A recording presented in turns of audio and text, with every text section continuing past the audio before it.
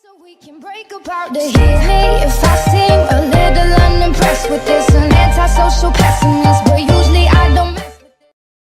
What's up guys, on today's video, Microsoft announced the Xbox One Scorpio will run natively at 4K resolution, which gives Microsoft a huge advantage over Sony's PlayStation 4 Pro, which will be unable to run the majority of PlayStation 4 games in native 4K. Sony has announced a short list of 2 games that will definitely not be upgraded at all, which is The Witcher 3, which surprised many gamers because they expected these 2 games to get some sort of upgrade. CD Projekt Red discusses why there will be no update to The Witcher 3 on the PlayStation 4 Pro, which they stated, since we want to fully focus on Cyberpunk 2077 and Gwent, converting The Witcher 3 from a full HD game into a 4K one would be too much of a time and resource consuming process. We decided not to release an edition of Wild Hunt supporting the new features of PlayStation 4 Pro. Developers plan to use a method called checkerboarding rendering to upscale PlayStation 4 games from 1080p to 4K. Another advantage the Scorpio has over the PlayStation 4 Pro is that there will be no 4K Blu-ray drive in the PlayStation 4 Pro, which begs the question as to why Sony didn't add one, especially because that is one of the main selling points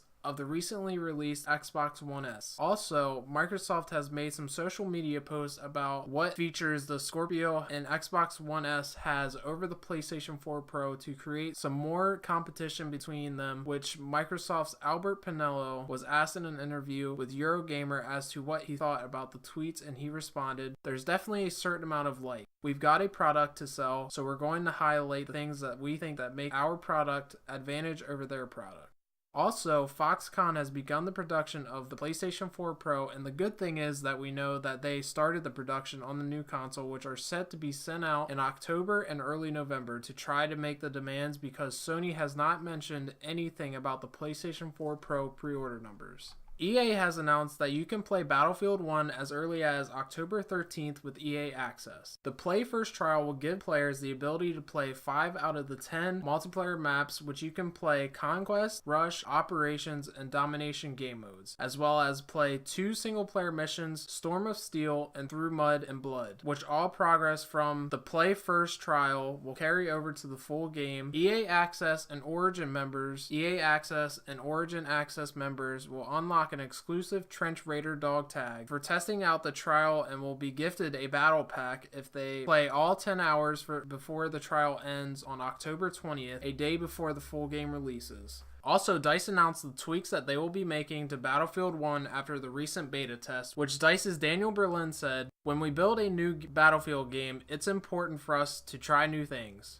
We want to stay fresh and renew the franchise with each new installment. However, it's equally important that we take the feedback that you, the community, are giving us," which they plan to change the scoring for Conquest, which traditionally would be players trying to hold down capture points and kill enemies. In Battlefield 1, you would only hold down capture points and try to fend off enemies, which didn't benefit to your score no matter how many enemies your team kills, but now that is going to change. Also, they are going to be balancing vehicles and horses, because in the beta, they were very overpowered, and if you even tried to walk out of a building or from cover, you would most likely die instantly from either an enemy horse or vehicle. That's all for today's gaming news. Please like, comment, and subscribe for more PS4 and Xbox Scorpio news. I'll see you in the next one.